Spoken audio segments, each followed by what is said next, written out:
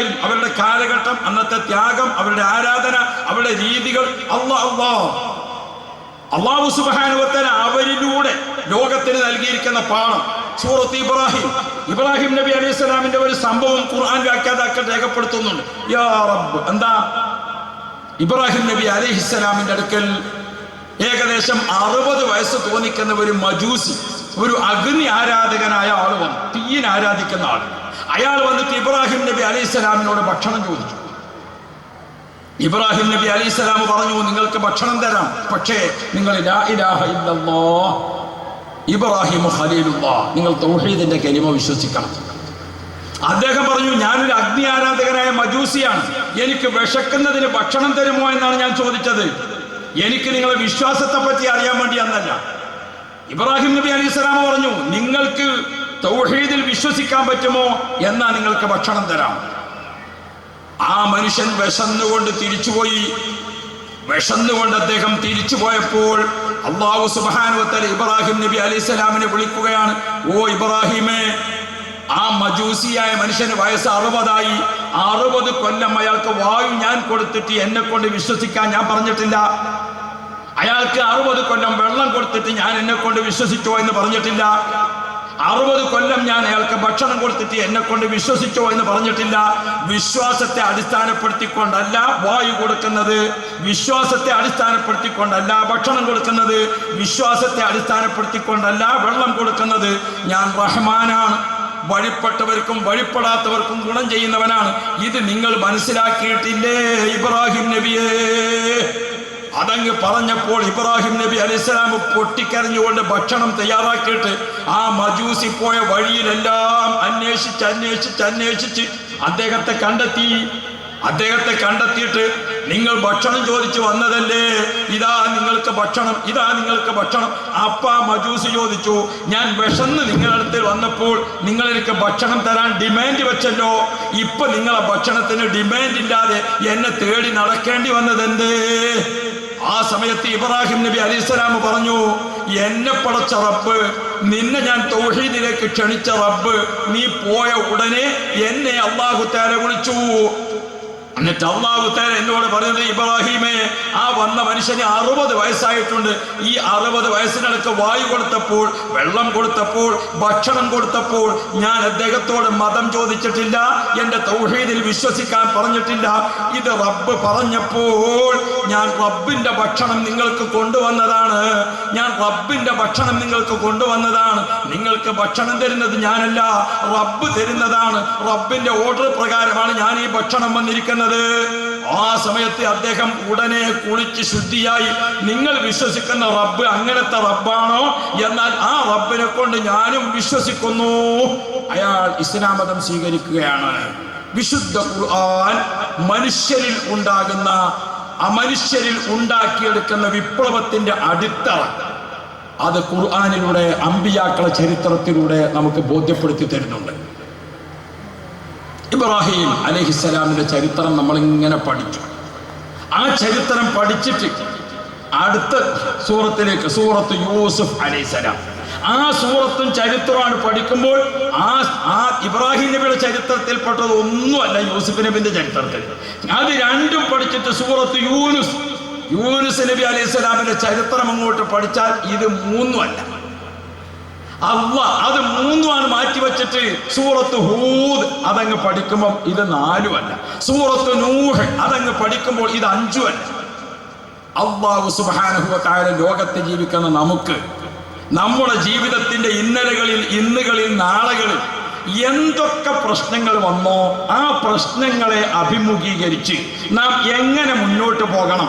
ഒരു പക്ഷേ ഇബ്രാഹിം നബിയുടെ ചരിത്രത്തിൽ, അല്ലെങ്കിൽ യൂസുഫ് നബിയുടെ ചരിത്രത്തിൽ, അല്ലെങ്കിൽ മൂസാ നബിയുടെ ചരിത്രത്തിൽ, അല്ലെങ്കിൽ ഈസാ നബിയുടെ ചരിത്രത്തിൽ ഉറപ്പാണ് ഒരു ചരിത്ര മാതൃക നിനക്കുണ്ട്. അതുകൊണ്ടാണ് ഖുർആൻ ഈ ചരിത്രങ്ങളൊക്കെ പഠിക്കാൻ, ചരിത്രങ്ങൾ അയവിറക്കാൻ, ചരിത്ര പുരുഷന്മാരെ ഓർമ്മിക്കാൻ, അവരെ പറ്റി മനസ്സിലാക്കാൻ നമുക്കൊരു വലിയ പ്രചോദനം. സൂറത്തുൽ ഖസസ് ഒരധ്യായം തന്നെ അല്ലാഹു തആല പഠിപ്പിക്കാൻ. ചരിത്രം പഠിച്ചോ, മഹാന്മാരെ കുറിച്ച് പഠിച്ചോ, മഹത്തുക്കളെ കുറിച്ച് അറിഞ്ഞോ. അല്ലാഹ് ആദരിച്ചത്, അല്ലാഹ് ബഹുമാനിച്ചത്, അല്ലാഹ് ആദരിച്ചതിനെയും ബഹുമാനിച്ചതിനെയും ആദരിക്കാത്തത്, അല്ലാഹു തആല പറഞ്ഞതിനെ അനുസരിക്കാത്തത്, അവർക്കൊക്കെ സംഭവിച്ചിരിക്കുന്ന ദുരന്തങ്ങൾ, അള്ളാഹുവിനെ ആദരിച്ചവർക്ക് കിട്ടിയിരിക്കുന്ന ബഹുമാനങ്ങൾ, ചരിത്രം പഠിക്കാൻ. ചരിത്രം പഠിക്കുമ്പോൾ അതിൽ വളച്ചൊടിക്കാൻ പാടില്ല. ഏതൊരു ചരിത്രത്തെയും ഉള്ളത് ഉള്ള പോലെ പറയാം. മാട്ടൂരിൻ്റെ ചരിത്രം നമ്മുടെ ഹുസൈൻ രണ്ടത്താണി അടക്കമുള്ള ആളുകൾ ഇവിടെ ഒരു സെമിനാർ സംഘടിപ്പിച്ചുകൊണ്ട് നിങ്ങൾക്ക് നിങ്ങളെ നാടിനെ പറ്റി ചരിത്രം പറഞ്ഞു തന്നു എന്ന് തങ്ങൾ അവർ ഓർമ്മപ്പെടുത്തി എന്നോട്. ചരിത്രത്തിൽ ഉള്ളത് പോലെ പറയാം. ചരിത്രം വളച്ചൊടിച്ചാൽ മാലഹും ബിഹി മിൻ ഇൽമിൻ ഖബറത് കലിമതൻ തഖ്റുജു മിൻ അഫ്വാഹിഹിം ഇൻ യഖൂലൂന ഇല്ലാ കദിബാ. ചരിത്രത്തെ ദുർവ്യാഖ്യാനം ചെയ്താൽ, ചരിത്രത്തെ അത് അനുയോജ്യമല്ലാതെ പഠിപ്പിച്ചാൽ, ചരിത്രത്തെ വളച്ചൊടിച്ചാൽ ഖബറത് കലിമതൻ തഖ്റുജു മിൻ അഫ്വാഹിഹിം, അവരെ വായിൽ നിന്ന് പുറത്തു വരുന്നത് കഠോരമായ വാക്കുകളാണ്. അതിന്റെ ഗൗരവം വളരെ വിലപ്പെട്ടതാണ്. ഈ യഖൂലൂന ഇല്ലാ കദിബ, പച്ച കളവാണ് അവർ പറയുന്നത്. നബി മുഹമ്മദ് മുസ്തഫ നബി സല്ലല്ലാഹു അലൈഹി വസല്ലമ തങ്ങളെ പരിചയപ്പെടുത്തിയിട്ട് ഒരു സാധാരണ മനുഷ്യൻ എന്നൊരാൾ പറഞ്ഞാൽ മാലഹും ബിഹി മിൻ ഇൽമിൻ വലാ ലിആബാഇഹിം കബറത് കലിമതൻ തഖ്റുജു മിൻ അഫ്വാഹിഹിം ഇൻ യഖൂലൂന ഇല്ലാ കദിബാ. അമ്പിയാക്കളെ കുറിച്ച് സാധാരണ മനുഷ്യൻ എന്ന് പറഞ്ഞാൽ, ഔലിയാക്കളെ കുറിച്ച് സാധാരണ മനുഷ്യൻ എന്ന് പറഞ്ഞാൽ, ഇപ്പൊ പുതിയ കുറെ പാർട്ടികളുണ്ട്. ആ പാർട്ടിക്കാർക്ക് പേര് പലതുണ്ട്. ജമാഅത്തെ ഇസ്ലാമി, മുജാഹിദ്, പിന്നെന്തൊക്കെയാണ് വഹാബി, പിന്നെ അങ്ങനെ പലതും. പക്ഷെ ഒരു കാര്യം ഞാൻ ഒറ്റയടിക്ക് പറഞ്ഞുതരാം. ലക്ഷക്കണക്കിന് മലക്കുകൾ അല്ലാഹു തആലാക്കുണ്ട്. മലക്കുകളെ കൂട്ടത്തിൽ ഒറ്റ വഹാബിയില്ല. എല്ലാ വിവരം ഇവിടെ നിന്ന് അറിഞ്ഞിട്ടുണ്ട്.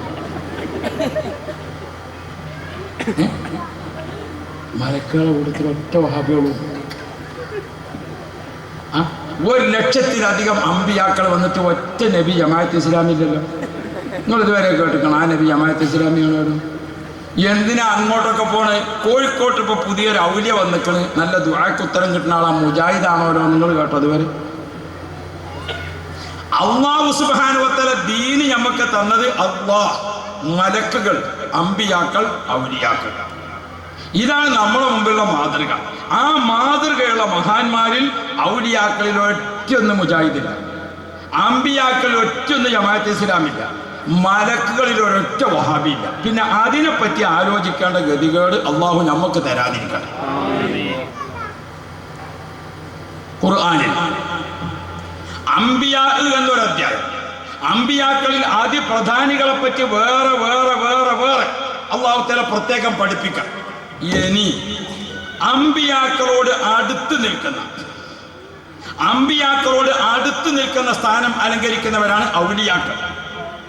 ഔലിയാക്കളെ കുറിച്ചിട്ട് നമ്മൾ പഠിക്കണം. ഔലിയാക്കളെ കുറിച്ച് പഠിക്കുമ്പോൾ അമ്പിയാക്കളുടെ നേരെ ശേഷം അല്ലാഹു തആല ദീൻ ഏൽപ്പിക്കുന്നവരാണ്. എന്താണ് അൽ ആലിമു നബിയ്യുൻ ലം യൂഹ ഇലൈഹി? ഇമാം റാസി റളിയല്ലാഹു അൻഹു വലിയും ആലിമുമായ ആളും നബിയായിരിക്കുന്ന ആളും തമ്മിൽ വ്യത്യാസപ്പെടുത്തിയിട്ട് പറഞ്ഞു അൽ ആലിമു നബിയ്യുൻ ലം യൂഹ ഇലൈഹി. അള്ളാഹുവിനെ ഭയപ്പെട്ട് ജീവിക്കുന്ന ആലിമീങ്ങൾ അവർ ഔലിയാക്കളാണ്, അവർ വലിയീങ്ങളാണ്. എന്താ വ്യത്യാസം? നബിയും അവരുമായിട്ട് ലം യൂഹ ഇലൈഹി, അവർക്ക് പ്രത്യേകം വഹയില്ല. നബിമാർക്ക് വഹയ കിട്ടിയത് ഏതാണോ അത് നടപ്പാക്കലാണ്. ആ ഔലിയാക്കളെ കുറിച്ച് ഖുർആനിലേക്ക് അങ്ങോട്ട് കടന്നാൽ ഒരു അധ്യായം തന്നെ ഔലിയാക്കളെ കുറിച്ച് മാത്രം ഒരു അധ്യായം. സൂറത്തുൽ കഹ്ഫ്, അൽ കഹ്ഫ് സൂറത്ത് മുഴുവൻ ഔലിയാക്കളെ സംബന്ധിച്ച് മാത്രം ഒരധ്യായം. ഔലിയാക്കളെ കുറിച്ച് മാത്രം ഒരധ്യായം. ഇനി ഔലിയാക്കളിൽ ചില പ്രധാനികളുണ്ട്. ആ പ്രധാനികളെ ഖുർആൻ പ്രത്യേകമായി പേരെടുത്ത് പറഞ്ഞിട്ട് ഒരു വലിയിന്റെ പേരിൽ പ്രത്യേകം ഒരു അധ്യായം, ഒരു വലിയിന്റെ പേരിൽ പ്രത്യേകം ഒരു അധ്യായം. അതേതാ? സൂറത്തുൽ ലുഖ്മാൻ അലൈഹിസ്സലാം. വദുൽഖർനൈനി ലം യുഅറഫ് നബിയ കദാ ലുഖ്മാനു ഫഹദർ അൻ ജിദാലി. ലുഖ്മാൻ ഹക്കീം തങ്ങളും ദുൽഖർനൈനി തങ്ങളും വിശുദ്ധ ഖുർആൻ പേരെടുത്ത് പരിചയപ്പെടുത്തിയവരാണ്. ഇവർ ഔലിയാക്കളാണോ അമ്പിയാക്കളാണോ തർക്കത്തിന് പോകണ്ട. ഔലിയാക്കളാണെന്നതിൽ യാതൊരു തർക്കവും ഇല്ല. എങ്കിൽ സൂറത്തുൽ ലുഖ്മാൻ ഒരു വലിയനെ പറ്റി ഒരു അധ്യായം. യാ റബ്ബ്, ഈജിപ്തിൽ സിയാറത്ത് യാത്ര നടത്താൻ ഒരവസരം കിട്ടി. ആ അവസരം കിട്ടിയപ്പോൾ ഈജിപ്തിൽ ലുഖ്മാൻ ഹക്കീം റളിയല്ലാഹു അൻഹുവിനെ സിയാറത്ത് ചെയ്യാൻ വേണ്ടി പോയി. ലുഖ്മാൻ ഹക്കീം റളിയല്ലാഹു അൻഹുവിനെ സിയാറത്ത് ചെയ്യാൻ വേണ്ടി പോകുമ്പോൾ അതൊരു പള്ളിയുടെ അണ്ടർഗ്രൗണ്ടിലാണ്, കാലപ്പഴക്കമുള്ളത് ഒരു പള്ളിയുടെ അണ്ടർഗ്രൗണ്ടിലാണ്. ലുഖ്മാൻ ഹക്കീം തങ്ങളെ സിയാറത്ത് ചെയ്യുമ്പോൾ നേരെ മുന്നിൽ മറ്റൊരു ഖബറുണ്ട്. അത് ആരുടേതാണെന്ന് ചോദിച്ചപ്പോൾ അവിടെ ചുമരിൽ എഴുതി വെച്ചതും പഴമക്കാർ പറയുന്നതും ദാനിയാൽ നബി അലൈഹി സ്വലാമിൻ്റെതാണ്. ദാനിയാൽ നബി അലൈഹി സ്വലാം ഖുർആനിൽ പറഞ്ഞ 25 അമ്പിയാക്കളിൽ പെടാത്തത് കൊണ്ട് സാധാരണക്കാർക്ക് ചിലപ്പോൾ കേട്ട് പരിചയം ഉണ്ടാവില്ല. ഇൽമിന്റെ അധികാരക്കൊക്കെ നല്ലോണം അറിയാം. ദാനിയാൽ നബി അലൈഹി സ്വലാമിൻ്റെതാണ്. ലുഖ്മാൻ ഹക്കീം തങ്ങൾ ദാനിയാൽ നബി അലൈഹി സ്വലാമിൻ്റെയും ഖബർ അടുത്തടുത്താണ്. അപ്പൊ അവിടെ ഉണ്ട് ഒരു വലിയ കുഴി. ദാനിയാൽ നബി അലൈഹി സ്വലാമിന്റെ ഖബറിന്റെ അടുത്തൊരു കുഴിയുണ്ട്. ആ കുഴിയിലേക്ക് നോക്കുമ്പോൾ ആഴമുള്ള ഒരു കിണറുമായി. അതിൻ്റെ ഒരു ചരിത്രം അവിടുത്തെ ചുമരിൽ രേഖപ്പെടുത്തിയിട്ടുണ്ട്. എന്താണത്? ദാനിയാൽ നബി അലൈഹിസ്സലാം ജനങ്ങളെ ഇസ്ലാമിലേക്ക് ക്ഷണിച്ചു. ജനങ്ങളെ ഇസ്ലാമിലേക്ക് ക്ഷണിച്ചപ്പോൾ നാട്ടുകാർക്ക് അത് ഇഷ്ടപ്പെട്ടില്ല. അവര് പറഞ്ഞു, നീ നബിയല്ല, നീ സാധാരണ മനുഷ്യനാണ്. അമ്പിയാക്കളെ കുറിച്ച് സാധാരണ മനുഷ്യൻ എന്ന് പറയുന്നത് ഇപ്പൊ ഈ വഹാബി മാത്രം തുടങ്ങിയതല്ല. അതുകൊണ്ടാണ് ഖുർആൻ മാലഹും ബിഹി മിൻ ഇൽമിൻ വലാലി ആബായിഹിം എന്ന് പറഞ്ഞത്. ഇവർക്ക് അറിയില്ല എന്ന് മാത്രമല്ല, ഇവരെ മൂത്താപ്പാർക്കും അറിയില്ല എന്ന് ഖുർആൻ പറഞ്ഞത് അതുകൊണ്ടാണ്. ഇവരെ ഉപ്പാപ്പമാർക്കും അറിയില്ല എന്ന് പറഞ്ഞത് അതുകൊണ്ടാണ്. നോക്കണം നിങ്ങൾ, ഈ അമ്പിയാക്കളെ കുറിച്ച് സാധാരണക്കാർ എന്ന് പറയുന്നത് ഞാൻ ഓതിത്തരം കൂടെ ഈ കട്ടത് പറയട്ടെ. അപ്പോ ദാനിയാൽ നബി അലൈഹി സ്വലാമിനോട് ഇവർ പറഞ്ഞു, നിങ്ങൾ സാധാരണ മനുഷ്യനാണ്, നിങ്ങൾ നബിയല്ല. ബഹുമാനപ്പെട്ട ദാനിയാൽ നബി ഇസ്ലാമിലേക്ക് ക്ഷണിച്ചു. ജനങ്ങൾക്ക് ഇഷ്ടപ്പെട്ടില്ല. അവരൊരു ചതിക്കുഴി ഒഴുക്കി. എന്താ ചതിക്കുഴി ഉണ്ടാക്കിയത്? വന്യമൃഗങ്ങളൊക്കെ ഇങ്ങനെ യാത്ര ചെയ്ത് പോകുന്ന വഴിയിൽ ഒരു കുഴി കുഴിച്ചു. ഒരു ചതിക്കുഴി. സിംഹം, നരിയൊക്കെ പോലത്തെ ജീവികൾ നടന്നു പോകുന്ന വഴിക്ക് ഒരു ചതിക്കുഴി കുഴിച്ചു. ആ വലിയ ചതിക്കുഴിയാണ് ഈ കാണുന്ന വലിയ കുഴി. ആ കുഴിയിൽ ഇങ്ങനെ നടന്നു പോകുമ്പോൾ ഒരു സിംഹം അതിലേക്ക് വീണു. അത് കരയാൻ തുടങ്ങി. തട്ടഹസിച്ച് കരഞ്ഞു. 2 ദിവസം കരഞ്ഞു, ഭക്ഷണം കിട്ടാതെ. അപ്പൊ ഇവരെന്ത് ചെയ്തു? നാട്ടുകാർ കൂടിയിട്ട് ദാനിയാൽ നബി അലൈഹി സ്വലാമിന്റെ കയ്യും കാലും കൂട്ടി കെട്ടിയിട്ട് അവർ കൊണ്ടുവന്നു. കൊണ്ടുവന്നിട്ട് ദാനിയാൽ നബി അലൈഹി സ്വലാമിനെ സിംഹം വീണ് കിടക്കുന്ന ആ കിണറ്റിലേക്ക് എറിഞ്ഞു കൊടുത്തു. യാ റബ്ബ്, യാ റബ്ബ്. 2-3 ദിവസമായി ഭക്ഷണം കിട്ടാതെ നിൽക്കുന്ന സിംഹത്തിന് ഒരു മനുഷ്യനെ ജീവനോടുകൂടെ കിട്ടിയാൽ എങ്ങനെ ഉണ്ടാകും? സിംഹത്തിന്റെ കരച്ചിൽ നിന്നും ഇവരൊക്കെ പിരിഞ്ഞുപോയി. 2-3 ദിവസം കഴിഞ്ഞ് ദാനിയാലിന്റെ പല്ലെങ്കിലും ബാക്കിയുണ്ടാകുമോ എന്നറിയാൻ വേണ്ടി നാട്ടുകാരൊക്കെ ആഘോഷമായിട്ട് അവർ ആ കിണറ്റിലേക്ക് വന്നു നോക്കുമ്പോൾ ദാനിയാൽ നബി അലൈഹി സ്വലാം ഈ ഭാഗത്തും സിംഹം ഈ ഭാഗത്തും, രണ്ടും മുഖാമുഖം ചിരിച്ച് കളിച്ച് രസിച്ച് ദുനിയാവിൽ ഇതുവരെ കാണാത്ത ഭക്ഷണം കഴിച്ചുകൊണ്ട് അവർ 2 പേരും സന്തോഷത്തോടുകൂടെ ഇരിക്കുന്ന കാഴ്ച നാട്ടുകാരെ അത്ഭുതപ്പെടുത്തുകയാണ്. യാ റബ്ബ്, യാ റബ്ബ്. ആ കാഴ്ച അങ്ങ് കണ്ടപ്പോൾ പ്രിയപ്പെട്ട സഹോദരങ്ങളെ, നാട്ടുകാർ മുഴുവനും ഇസ്ലാം മതം സ്വീകരിക്കുന്നു. അമ്പിയാക്കളെ ചരിത്രം നമ്മൾ പറയണം, പഠിക്കണം. എന്തിനു വേണ്ടി? വഹാബിക്കൽ മനസ്സിലാകൂല, മുജാഹിദുകാരനത് മനസ്സിലാകൂല. അമ്പിയാക്കളെ ചരിത്രം എന്തിനാണ്? ഔലിയാക്കളെ ചരിത്രം എന്തിനാണ്? ഒരു കാലഘട്ടത്തിൽ ജീവിക്കുന്ന ജനങ്ങൾക്കുള്ള ഈമാൻ അത് ശക്തിപ്പെട്ട് വരണമെങ്കിൽ, ഈമാൻ യഖീനിലേക്ക് ഉയരണമെങ്കിൽ, ഈമാൻ ഇഖ്ലാസ് എന്ന പദവിയിലേക്ക് ഉയരണമെങ്കിൽ, ഈമാനിന് തഖ്വ എന്ന പദവി കിട്ടണമെങ്കിൽ, ഈമാനിന് രുചി വർദ്ധിക്കണമെങ്കിൽ ആ മഹാന്മാരെ കുറിച്ചുള്ള ചരിത്രം അറിയണം. വിശുദ്ധ ഖുർആൻ 6666 ആയത്തുകളിൽ 1000 ചില്ലാനം ആയത്തുകളും ചരിത്രമാണ്. ചരിത്രം പറഞ്ഞിട്ട് ഖുർആൻ ഓർമ്മപ്പെടുത്തുന്ന വദരിബ ലഹും മസലൻ അസ്ഹാബൽ ഖറിയ ഇദ് ജാഅഹൽ മുർസലൂൻ ഇദ് അർസൽനാ ഇലൈഹിം മുസ്ലിമീൻ ഫകذبوهما ഫഅസ്സദ്നാ ബിസാലിത്തിൻ ഫഖാലൂ ഇന്നാ ഇലൈക്കും മുർസലൂൻ. അല്ലാഹുവിന്റെ ഖുർആൻ നബി സല്ലല്ലാഹു അലൈഹി വസല്ലം തങ്ങളോട് ഓർമ്മപ്പെടുത്തുന്ന, നബിയെ, കഴിഞ്ഞ കാല ചരിത്രങ്ങൾ രാജ്യത്തെ ജനങ്ങൾക്ക് പറഞ്ഞു കൊടുക്കണം. വദരിബലഹും, ജനങ്ങൾക്ക് വിശദീകരിച്ചു കൊടുക്കണം. മസലൻ അസ്ഹാബൽ ഖറിയ, ഒരു ഗ്രാമത്തിന്റെ ആളുകൾക്ക് സംഭവിച്ചിരിക്കുന്ന ഉദാഹരണം ജനങ്ങൾക്ക് പറഞ്ഞു കൊടുക്കണം നബിയെ. മാട്ടൂൽ രാജ്യത്ത് ബഹുമാനപ്പെട്ട ഖാദി ഉസ്താദ് അവർകൾ വലിയ മഹാനായി ജീവിച്ചപ്പോൾ എന്തായിരുന്നു ബഹുമാനപ്പെട്ടവരുടെ ജീവിതം? 11 റക്അത്ത് വിത്ർ നിസ്കരിക്കാത്ത ഒരൊറ്റ രാത്രിയും ഇല്ല. ദുഹാ നിസ്കരിക്കാത്ത ഒരു പകല് ബഹുമാനപ്പെട്ടവർക്കില്ല. ബഹുമാനപ്പെട്ടവർ ഈ രാജ്യത്ത് ജീവിക്കുമ്പോൾ ആരെ സംബന്ധിച്ചും ഗീബത്ത് പറഞ്ഞിട്ടില്ല, നമീമത്ത് പറഞ്ഞിട്ടില്ല, ആരെ പറ്റിയും വേണ്ടാത്തത് പറഞ്ഞിട്ടില്ല. മൻ കാന യുഅ്മിനു ബില്ലാഹി വൽ യൗമിൽ ആഖിർ ഫൽയകുൽ ഖൈറാ ഔ ലിയസ്മുത്. അല്ലാഹുവിലും അന്ത്യനാളിലും വിശ്വാസമുണ്ടോ? ഖൈറായത് പറയാം, ഇല്ലെങ്കിൽ മിണ്ടാതിരിക്കാം. മിണ്ടാതിരിക്കാൻ കഴിയാൻ വലിയൊരു അറിവാണ്. മിണ്ടാതിരിക്കാൻ കഴിയാന്നുള്ളത് ഒരു ഭയങ്കര ഇൽമാണ്. നമുക്കുണ്ടല്ലോ ഒരാളെ കിട്ടിയാൽ എന്തെങ്കിലും ഓനെന്ന് ഇളക്കുക. എന്നാണ് ഞാനൊരു നിക്കാഹിൻ്റെ സദസ്സിൽ കുറച്ച് നേരത്തെ, അപ്പം 3-4 കാരണന്മാർക്ക് ഇന്നെ കണ്ടപ്പോൾ ചെറുതായിട്ടൊന്ന് ഇളക്കി. അവർ പറഞ്ഞു കാന്തപുരത്തിന് എന്ത് പ്രശ്നമാണ്, 90 കോടിയല്ലേ ബ്രോണേ സുൽത്താൻ കൊടുത്തത്. ഞാനവർ പറഞ്ഞൊരു രസം പറയാം, ഞാനൊന്നും മുണ്ടിയില്ല. ഇവരിങ്ങനെ 90 കോടിമ ഇങ്ങനെ കടന്ന് കളിച്ചു. അവസാനം ഇയാൾക്ക് ഞാൻ എന്തെങ്കിലും ഒന്ന് പറഞ്ഞു കിട്ടണം. ഞാൻ പറയണില്ല. അപ്പം ഇയാൾ പറഞ്ഞു മുസ്ലിയാർക്ക് അതൊക്കെ അറിയാം, മൂപ്പര് മിണ്ടാതിരിക്കുകയാണ്, ഇന്നെ മുണ്ടിക്കണം മൂപ്പര്. അപ്പം ഞാൻ പിന്നെ പറഞ്ഞു ബാക്കി 10 കൂടി കിട്ടിയ 90 കോടി കിട്ടിയതിൻ്റെ ബാക്കി 10 ഇപ്പം അടുത്ത ദിവസം കിട്ടി. ഞാൻ അതും കൂടി നിങ്ങൾ തന്നെ പറഞ്ഞോട്ടെ എന്ന് വിചാരിച്ചാൽ മിണ്ടാതിരുന്നതാണ്. അപ്പം പിന്നെ ആ സഭ കലാം അവിടെ അവസാനിപ്പിക്കാൻ പറ്റും. കിട്ടിയിട്ടില്ല എന്ന് പറഞ്ഞാൽ എത്ര തെളിവ് പറയേണ്ടി വരുന്നത്.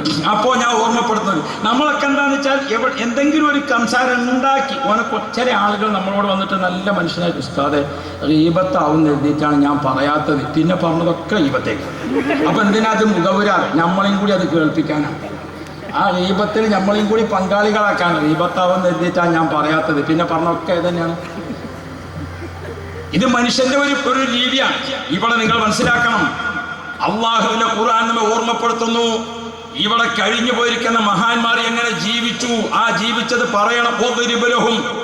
രാജ്യത്തെ ജനങ്ങൾക്ക് മനസ്സിലാക്കി കൊടുക്കണം, പറഞ്ഞു കൊടുക്കണം. മസലൻ അസ്ഹാബൽ ഖറിയ, ഒരു പ്രദേശത്തുകാർക്ക് സംഭവിച്ചിരിക്കുന്ന ഉദാഹരണത്തെ ജനങ്ങൾക്ക് ബോധ്യപ്പെടുത്തി കൊടുക്കണം.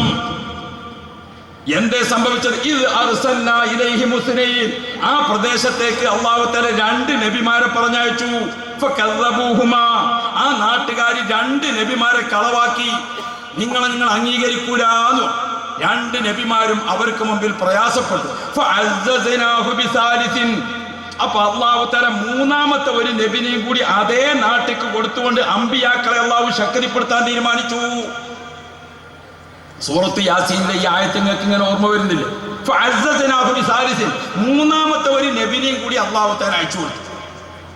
3-ാമത്തെ ഒരു നബിയെ കൂടി അയച്ചു കൊടുത്തപ്പോഴോ സുബ്ഹാനല്ലാഹ്, ആ 3-ാമത്തെ നബിയും കൂടി പോയിട്ട് അവർ പറഞ്ഞു ഇന്നാ ഇലൈക്കും ലമുർസലൂൻ, അല്ലാഹു തആല നിങ്ങളിലേക്ക് അയക്കപ്പെട്ട നബിമാരാണ് ഞങ്ങൾ, നിങ്ങൾ ഞങ്ങളെ അംഗീകരിച്ചേ പറ്റൂ. അല്ലാഹു ഏകനാണ്, അല്ലാഹു ഏകനാണ്, അല്ലാഹു എല്ലാം കാണുന്നവനാണ്, അല്ലാഹുവാണ് സൃഷ്ടിച്ചവൻ. ഇതൊക്കെ പറഞ്ഞു. അവരതിനും അംഗീകരിക്കാൻ തയ്യാറായില്ല. ചില ആളുകൾ അങ്ങനെ ഉണ്ടല്ലോ, അബദ്ധത്തിൽ തന്നെ ഉറച്ചു നിൽക്കും. നാളെ ഒരാൾ ഡോക്ടറെ അടുത്ത് വന്നു. അപ്പൊ അയാൾ 2 ചെവിയും തീ പൊള്ളിയിട്ട്, 2 ചെവിയുമ്പോൾ മാത്രം ഞാൻ തീ പൊള്ളിയിട്ട് ഒരാൾ ഡോക്ടറെ അടുത്ത് വന്നു. അപ്പോൾ ഡോക്ടർ ചോദിച്ചു അല്ല എന്ത് പറ്റി? അതൊന്നും പറയണ്ട സാറേ, ഞാനിങ്ങനെ ഷർട്ട് ഇസ്തിരിട്ടുകൊണ്ടിരിക്കുക, ഷർട്ട് ഇങ്ങനെ ഇസ്തിരിട്ടുകൊണ്ടിരിക്കുമ്പോൾ പെട്ടെന്നൊരു ഫോൺ വന്നു. അപ്പോൾ ഞാൻ ഫോണാണ് എന്ന് വിചാരിച്ച് ചെവിയിൽ വെച്ചത് ഇസ്തിരിപ്പട്ടിയായി.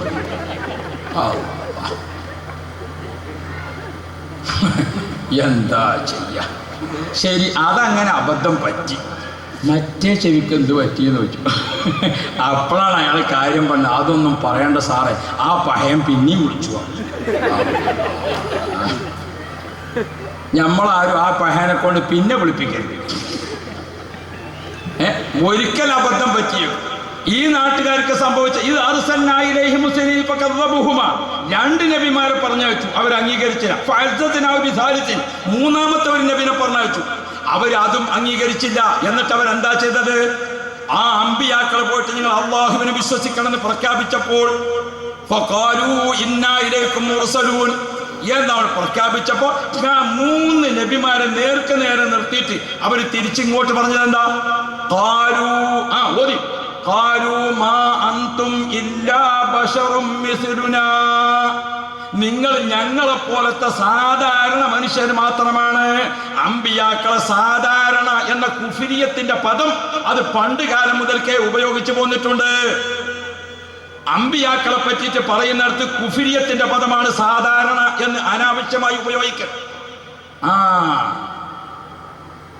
ഇത് അവരെന്താ ഓർമ്മപ്പെടുത്തിയത്? മാ അൻതും ഇല്ലാ ബശറും മിസ്ലുനാ, നിങ്ങൾ ഞങ്ങളെ പോലത്തെ മനുഷ്യന്മാര് മാത്രമാണ്.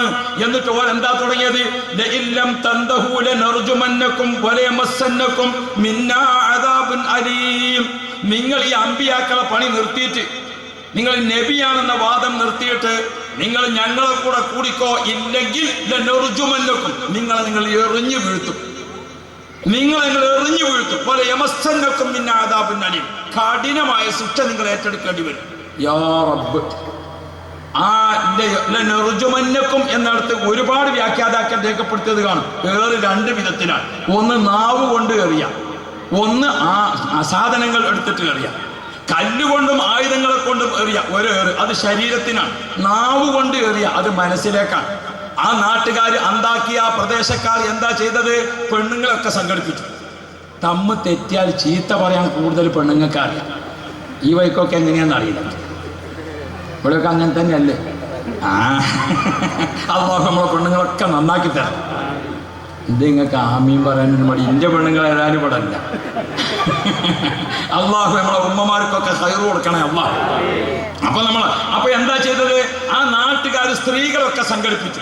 എന്നിട്ട് സ്ത്രീകൾ മുഴുവനും അമ്പിയാക്കളെ മുഖത്ത് നോക്കിയിട്ട് ബിശ്ശത്മി, ചീത്ത പറഞ്ഞിട്ട് എറിഞ്ഞു. നാവ് കൊണ്ട് എറിഞ്ഞു സ്ത്രീകൾ. പുരുഷന്മാര് കല്ലെടുത്തുകൊണ്ട് എറിഞ്ഞു. അങ്ങനെ 3 അമ്പിയാക്കളെ നടു റോട്ടിൽ വെച്ചുകൊണ്ട് കല്ലുകൊണ്ട് എറിയുന്നു, ചീത്ത വിളിക്കുന്നു. അമ്പിയാക്കളെ നാട്ടുകാരിങ്ങനെ വളഞ്ഞിട്ടിട്ട് കല്ലെറിയുന്നു, ചീത്ത വിളിക്കുന്നു, കല്ലെറിയുന്നു, ചീത്ത വിളിക്കുന്നു. നിങ്ങൾ സാധാരണക്കാരാണ്. ഇത് കേട്ട് സഹിക്കാൻ കഴിയാതായപ്പോൾ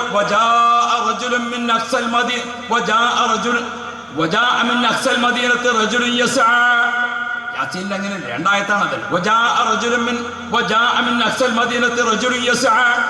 അങ്ങേയറ്റത്തെ ടൗണിന്റെ അങ്ങേ ഭാഗത്ത് നിന്ന് ഒരാൾ ഓടി വരുന്നുണ്ട്. അയാൾ ഓടി വന്നിട്ട് പറഞ്ഞു, ജനങ്ങളെ അരുത് അരുത് അരുത്, ചെയ്യല്ലേ ചെയ്യല്ലേ, ഇത് അള്ളാഹുവിന്റെ നബിമാരാണ്. അവര് നിങ്ങളോടൊരു പ്രതിഫലം ചോദിച്ചിട്ടില്ല, അവര് നിങ്ങൾക്കൊരു ഉപദ്രവം ഉണ്ടാക്കിയിട്ടില്ല, അവര് നിങ്ങളെ നാട്ടിലൊരു ആപത്തും വരുത്തിയിട്ടില്ല. ഒന്നും ചെയ്യാത്ത അമ്പിയാക്കളെ നിങ്ങൾ ആക്ഷേപിച്ച് കല്ലെടുത്ത് വല്ല അപകടവും പറ്റിയാൽ ഈ നാട് ചാമ്പലായി പോകും. അതുകൊണ്ട് ചെയ്യല്ലേ ചെയ്യല്ലേ. وجاء رجل من أقصى المدينة رجل يسعى قال يا قوم اتبعوا المرسلين اتبعوهم ألا يسألكم أجرا وهم مهتدون. അമ്പിയാക്കളാണ്, അവരെ നിങ്ങൾ ആക്ഷേപിക്കല്ലേ, അവരെ സാധാരണ മനുഷ്യരെന്ന് പറഞ്ഞ് കല്ലെറിയല്ലേ. അപ്പൊ പിന്നെ ഇവരെന്താ ചെയ്തെന്ന് ഇവർക്ക് ഇവിടെ താവളം ഒരുക്കി കൊടുത്ത് നീയാല് എന്നാ ഓല അവിടെ നിൽക്കട്ടെ, ഇയാളെ കൊള്ള തിരിഞ്ഞ ആൾക്കാർ. സ്വാഹിബു യാസീൻ എന്നാണ് മൂപ്പരുടെ പേര്.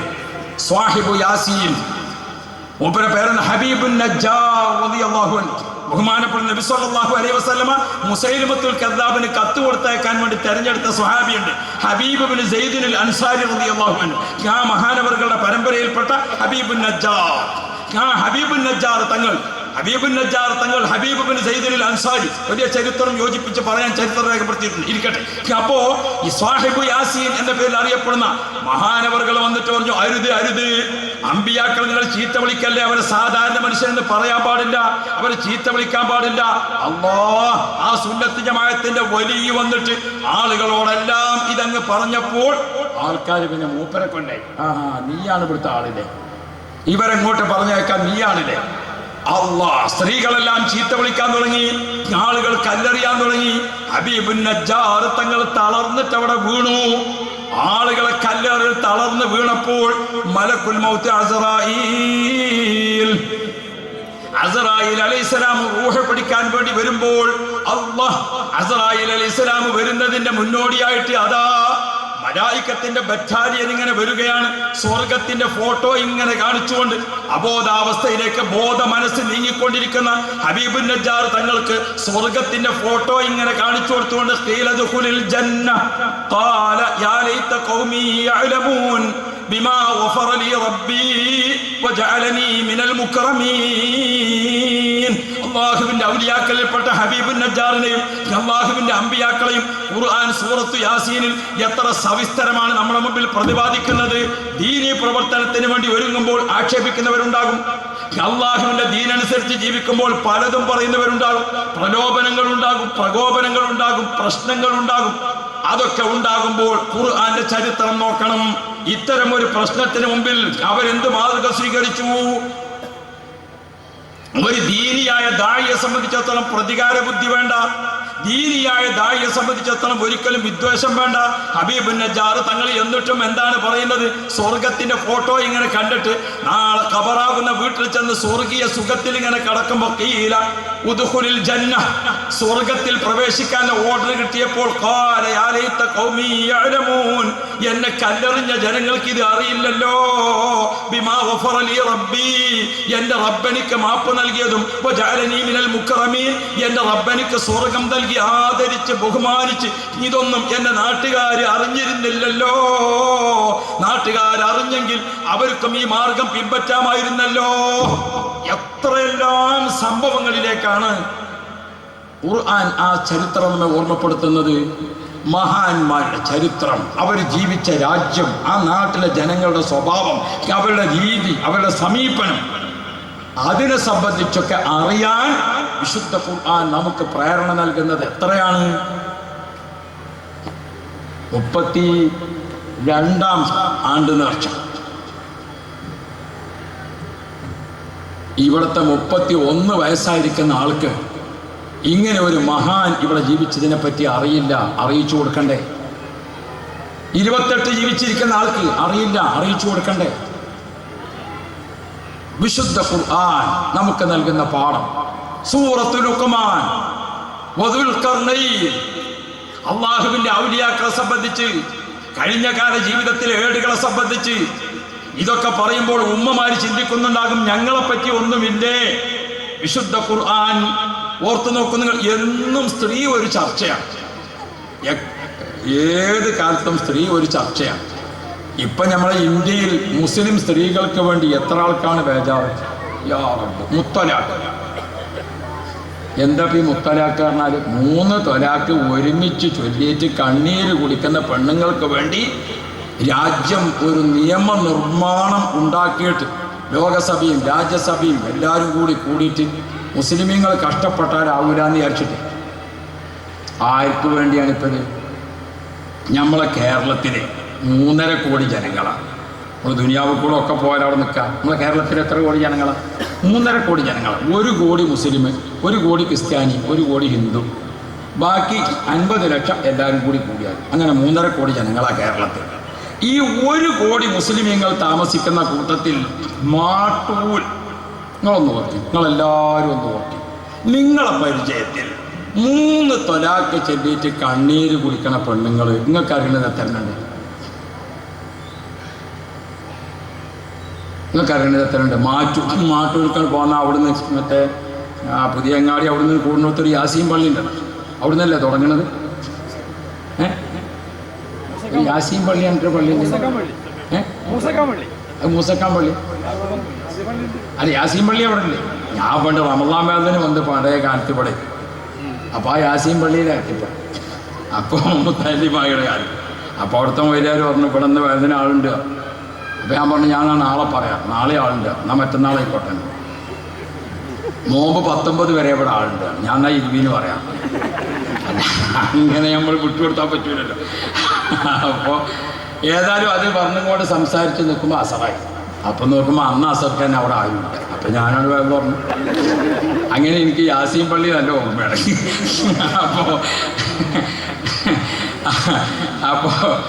അപ്പോൾ അങ്ങനെ തുടങ്ങിയാൽ